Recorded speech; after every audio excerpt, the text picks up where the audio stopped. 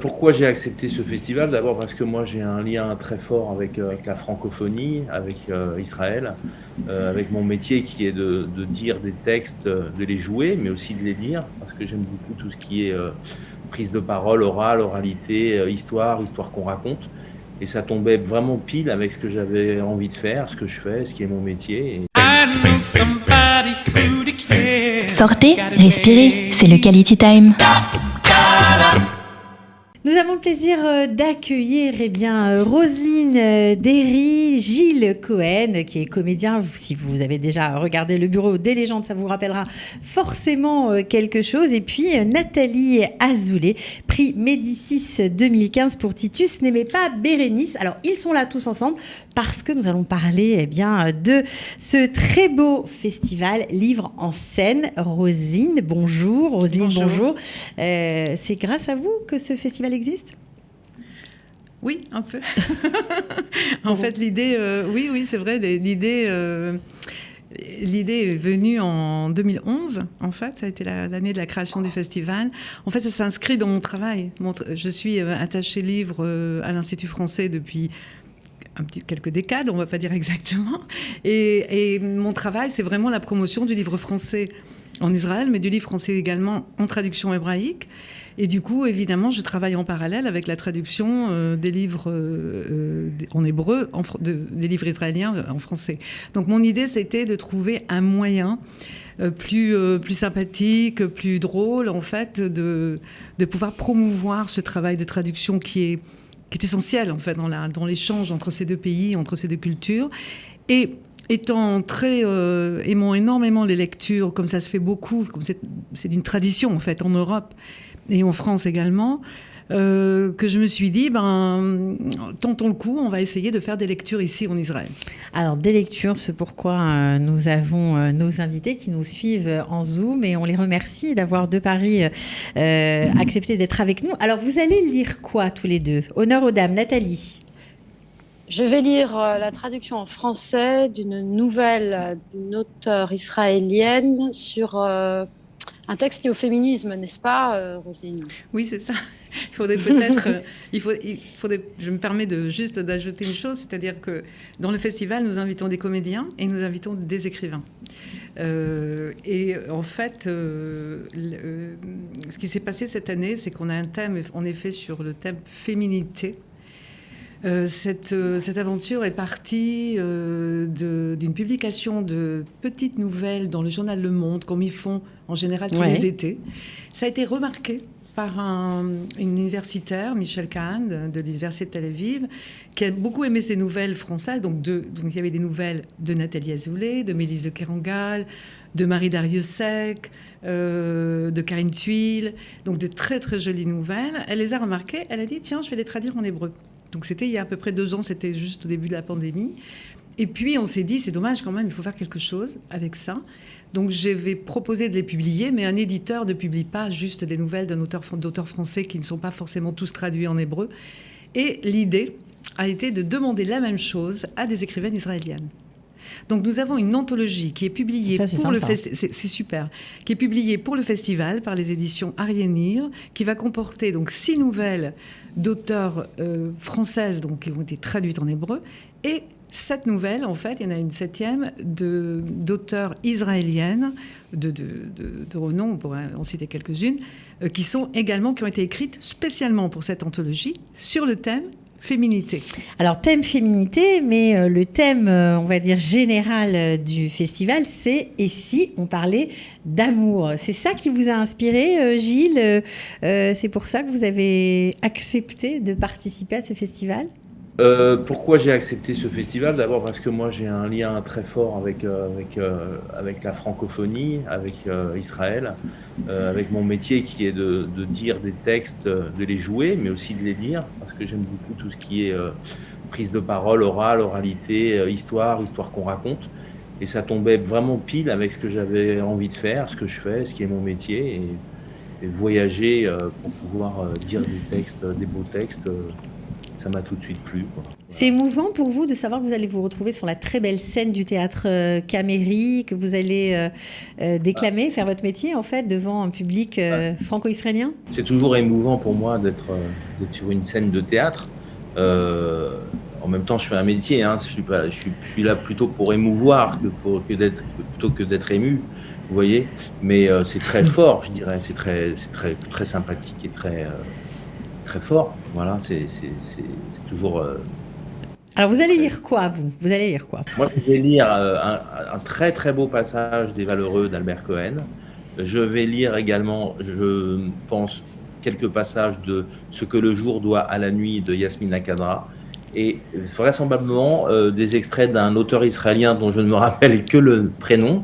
Il s'appelle Yaniv, c'est ça Oui, c'est ça, c'est Yaniv Iskovic. Voilà. Iskovic, voilà. On vous comprend que vous n'ayez pas retenu le nom, on vous en veut pas du tout. Non, pourquoi, c'est pas très compliqué. Mais en fait, voilà, donc je vais lire ces 3 bouquins, des extraits de ces 3 livres qui finalement se recoupent énormément dans leur dramaturgie, je dirais, dans leur style narratif. Parce que ce sont des personnages hauts en couleur, qui ont une langue qui est très choyée, très précise, très colorée et non pas folklorique. Et je connais très très bien le texte d'Albert Cohen. Je connaissais moins Yasmina Khadra, enfin, je le connaissais sans avoir lu. Et je trouve ça intéressant aussi par rapport à Tel Aviv, à Israël, de mélanger ces histoires orientales avec des histoires européennes, etc. Ça prend beaucoup de sens. Alors Roselyne, est-ce que Nathalie et Gilles ont accepté rapidement lorsque vous les avez contactés pour participer très rapidement, à ce festival ? Très rapidement, avec un très grand enthousiasme. Et ça, c'était super. Ça, c'était vraiment super parce que la préparation, d'abord, il faut savoir que cette édition-là, et comme tout le monde le sait, il y avait la pandémie, etc. Compliqué. Et donc, un festival, ça se travaille quand même plusieurs mois à l'avance, évidemment, et on ne savait pas trop. C'est-à-dire, je n'osais pas lancer des invitations, vu la situation, ça paraissait un peu quand même... un peu bizarre d'inviter quelqu'un alors qu'il ne pouvait pas venir. Donc du coup, je me suis prise un peu tard finalement par rapport à ce qu'on fait d'habitude. Au timing habituel en fait. Et voilà, ça a été un immense plaisir parce que Gilles a tout de suite accepté et il était très heureux et ça c'est vraiment bien. Nathalie Azoulay, on se connaît déjà. On s'était d'ailleurs ce que Gilles a dit tout à l'heure, mais je ne sais pas si c'était en micro ou hors micro. Effectivement, Nathalie avait été aussi invitée au festival dans je ne sais plus quelle édition, je me souviens plus, au moment de la publication de Titus n'aimait pas Bérénice, qui est un livre absolument magique, exceptionnel. Et nous avions traduit pour le festival des extraits du livre qui sont effectivement, il y a une tonalité extrêmement théâtrale. Donc on va dire que je la connaissais déjà et on l'avait déjà reçue aussi pour un autre ouvrage. Donc si elle revient, c'est que ça lui a plu. Ça vous avez plu, Nathalie ? Moi, oui, en tout cas. Ah, mais moi, ça me plaît beaucoup. J'adore les invitations de Roselyne et je trouve que ce festival a vraiment le grand mérite de mettre en rapport les auteurs français et les auteurs israéliens. Il y a des collaborations qui sont nées de votre dernier passage, dernière invitation ? Non, je ne peux pas dire des collaborations, mais des rencontres. Je me souviens que j'avais discuté longuement avec le traducteur qui avait traduit des pages de Titus en hébreu et que ça m'avait beaucoup, beaucoup intéressé de l'entendre sur ce travail. Et ne parlant pas hébreu moi-même, je suis toujours à la fois fascinée, curieuse, avide d'entendre les échos que mes textes peuvent avoir là-bas, étant donné que là-bas compte beaucoup. Donc, à l'occasion de cette nouvelle invitation, je suis heureuse de rencontrer des auteurs femmes qui nous renverront les échos de ces féminités et de ce féminisme depuis Israël, puisqu'on connaît beaucoup, en tant que Française, moi je connais évidemment beaucoup ce qui se passe ici en France, ce qui se passe aussi, par exemple, un peu aux États-Unis, mais en Israël, je mesure moins bien l'impact et les échos que ces combats actuels ont. Et je suis curieuse de les entendre. Donc c'est sûr que ça va forcément déménager. En plus, on aura le soir de l'anthologie, c'est-à-dire le jeudi 25, en fait, on aura également la participation de la grande chanteuse Liraz Shahri, et qui donc chante aussi en persi, en fait, en farsi, en fait. Et ça va être, je crois que ça va donner quelque chose Oui, vraiment parce que de très fort, en fait. Oui, il y a enfin, ils vont lire, évidemment, mais il y aura aussi de la musique. Et il y a quelque chose de spécial cette année. Et ça, je ne sais pas si ça vous a plu. À vous, Nathalie et Gilles, je vous pose la question. Il y a des jeunes. Vous avez mis l'accent sur les juniors. Pourquoi ? Alors, ça, c'est autre chose. En fait, c'est un axe qui est tout à fait inédit et qui part à la fois de l'encouragement à la lecture et à la fois également de l'encouragement à la lecture à voix haute sur scène pour des enfants. Je me suis inspirée aussi d'un projet qui est devenu une très grande entreprise en France, qui s'appelle Les Petits Champions de la lecture, qui avait été initié par le Centre national de l'édition. Et l'idée, c'est effectivement de donner à lire, c'est-à-dire, premièrement, cette idée, en fait, est partie de deux choses. À la fois la lecture, mais ce que j'ai fait, et c'est un point justement que je voulais souligner par rapport au festival, c'est que j'ai distribué à des enfants francophones, c'est-à-dire qui parlent français, des ouvrages israéliens traduits en français, et vice-versa avec des enfants hébréophones.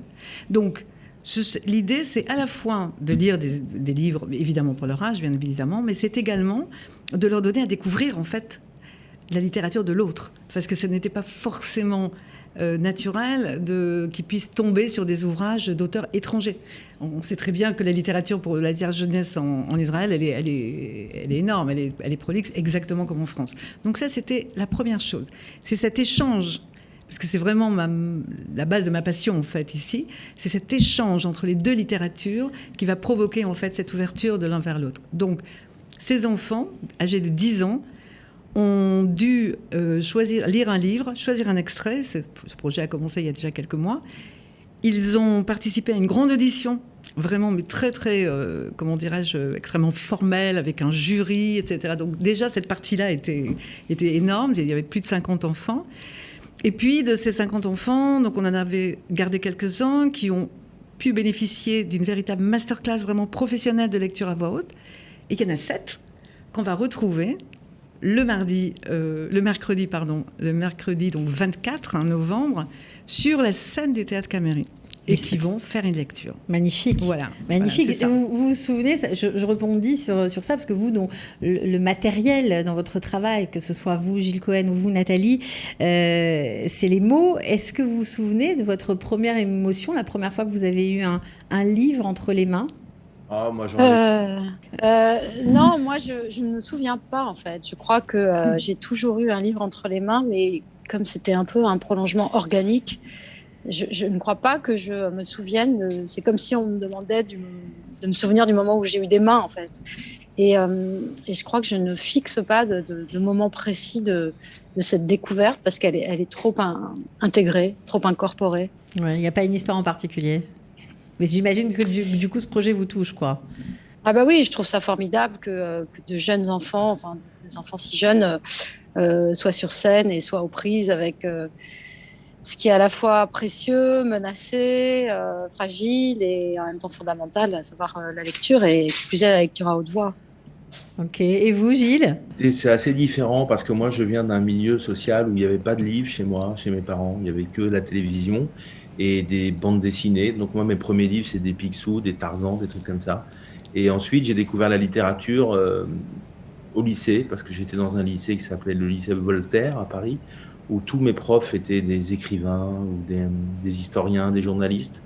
Et alors, j'ai fait une plongée dans la littérature mondiale à l'âge de 13 ans. Je me suis mis à lire comme un fou les grands classiques de la littérature et à pratiquer le théâtre au lycée.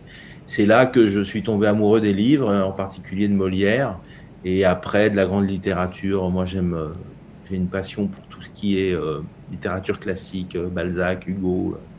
Donc mes premiers émois, c'est peut-être, je sais pas, peut-être Martin Eden de Jack London, peut-être des livres comme ça, vous voyez, c'est des livres d'aventure, des livres épiques, romanesques. Voilà. Donc j'imagine que ce projet dans son ensemble avec cette dimension junior vous touche aussi. C'est une très belle idée, Roselyne, vraiment.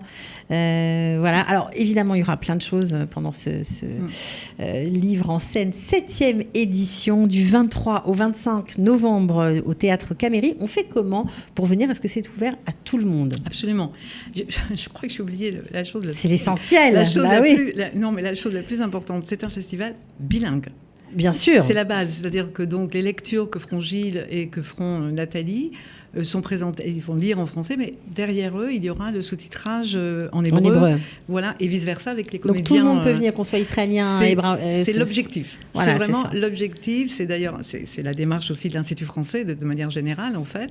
C'est vraiment le grand public, le public israélien dans son ensemble, francophone, anglophone, russophone, ce qu'on voudra, et hébreuphone évidemment. Donc voilà, c'est vraiment je crois que ça c'est la base extrêmement important, et c'est ce qui fait un peu son originalité et son côté un petit peu différent de certains festivals qu'on peut avoir dans le monde en fait de lecture, où, à ma connaissance en tout cas, on a rarement la traduction derrière. Bon, j'imagine qu'il faut réserver. Oui, quand même. Alors oui, quoi, quand même. On se connecte sur l'Institut français. Voilà, vous avez deux démarches. Vous pouvez aller directement aussi sur le site du Caméry si vous le souhaitez. Donc tout est bien en place, etc. Et vous pouvez également aller sur le site de l'Institut français. Donc vous avez la présentation du programme en français et en hébreu. Et pour tous les auditeurs de Qualita, je vais rajouter une petite chose aussi, c'est qu'ils peuvent bénéficier d'un code de réduction, qui est le code, alors retenez bien, je le dis à ceux qui écoutent, 1933, et qui vous permettra d'avoir un tarif réduit sur l'ensemble des séquences. Alors, justement, c'est toujours un peu compliqué les festivals. Est-ce que c'est tous les jours? Est-ce que c'est en continu? Comment ça fonctionne? Non, c'est 3 soirées, en fait. Donc, c'est le mardi 23, donc c'est une première soirée, donc qui est dédiée davantage aux dernières publications du français et de l'hébreu, ce dont parlait Gilles tout à l'heure, puisqu'il y apparaît 2 fois. Ensuite, on a le 24, où là, on a 2 séquences. La séquence des enfants, donc à 19h. Donc, c'est un livre de Suzy Morgenstern qui va être lu donc, en français et en hébreu. C'est ça qui est super. Et à 21h, on a un hommage donc, à Albert Cohen pour les 40 ans de sa disparition. Et ensuite, on a la séquence du jeudi soir à 20h, qui est dédiée cette fois à Féminité, donc avec cette anthologie, et également une lecture qui va être faite par Valérie Carcinti, qui est notre 3e invitée en fait. Oui, on n'en a pas encore parlé, mais voilà, et qui lira un extrait d'un livre que moi je trouve absolument exceptionnel, qui est un livre de Negar Javadi, qui s'appelle Désoriental et qui est paru en hébreu il y a peut-être 2 ans maximum. Voilà. Ok, alors j'imagine que vous allez sûrement avoir un petit moment après vos lectures. Là, je m'adresse à tous les deux, Gilles Cohen et Nathalie Azoulay, pour parler à ceux qui vous suivent, ceux qui vous apprécient votre travail. Vous ne serez pas avare de votre temps ? Ah non, pas du tout, au contraire. On n'est pas venu, enfin moi, pour ma part, je ne suis pas venue en Israël depuis assez longtemps et pour les raisons qu'on sait, donc je serais ravie de dialoguer avec les personnes qui auront envie de dialoguer avec moi. Non, je serai complètement disponible. Ouais, génial. Je vais d'abord, avant le festival, je vais aller à la rencontre des étudiants à l'université de Tel Aviv, donc de jeunes gens. Ouais. Et je suis contente que le festival me donne accès à un public plus large, un plus grand public, Bien comme sûr. le disait Roselyne. Bien sûr, on vous comprend. Gilles, vous aussi, on pourra vous parler, on pourra discuter avec vous. Non, je crois pas, ça va être très compliqué. Non, mais moi, je viens là pour ça, moi. Je viens pour rencontrer les gens, c'est très chouette de pouvoir rencontrer des gens. C'est pas donné à tout le monde, et pour moi, c'est un vrai plaisir d'être là pour les gens.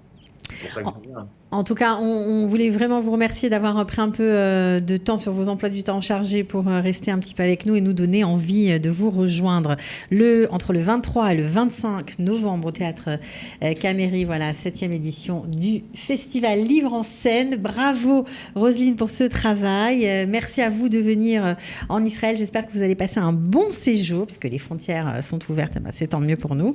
Voilà, à très bientôt en tout cas. Merci. Voilà. Merci à vous. Alors, Alors, on leur donne rendez-vous sur place. On pourra leur Voilà. parler, les écouter surtout. Merci beaucoup, Roselyne, d'avoir été avec nous. Avec plaisir. Et à Avec très bientôt. plaisir. Et merci, Cathy. De Merci rien. beaucoup. Ciao. Et à très vite. Sortez, respirez, c'est le Quality Time.